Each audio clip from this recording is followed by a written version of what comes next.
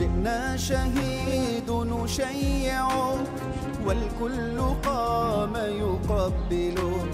جئنا شهيد نشيع والكل قام يقبل.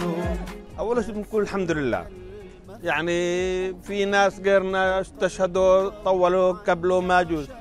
الله سبحانه وتعالى شاء انه يفرحنا بصراحه. يعني انا شايف الجموع ما شاء الله شباب وما شاء الله، ولا ما تكون الا فرح ما شاء الله. الحمد لله الحمد لله رب العالمين. بس يعني الاحتلال هذا ما فيش مجال، احتلال ما في مجال. يعني انت تسمع واحد اسم واحد يهودي معناته احتلال، هذا معناته فيش مش من وراي شيء.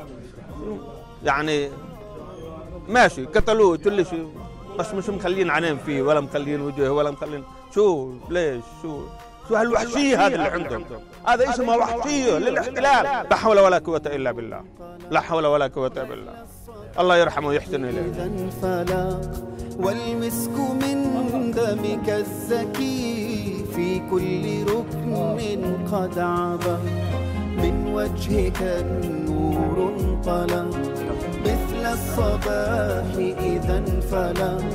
والمسك من دمك الزكي. يعني اليوم وبعد تقريبا شهرين و10 أيام من احتجاز جثمان الشهيد بلال قدح في ثلاجات الاحتلال، تم استرداد هذا الجثمان ليتبقى في ثلاجات الاحتلال أكثر من 143 جثمانا محتجزا منذ العام 2015، طبعا بالإضافة إلى 256 جثمان محتجز في مقابر الأرقام أقدمهم من ستينيات وسبعينيات القرن الماضي.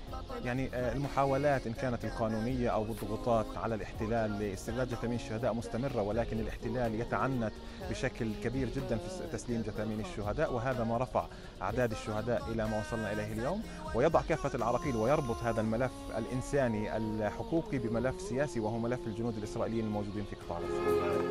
الله يبارك فيكم. السلام عليكم.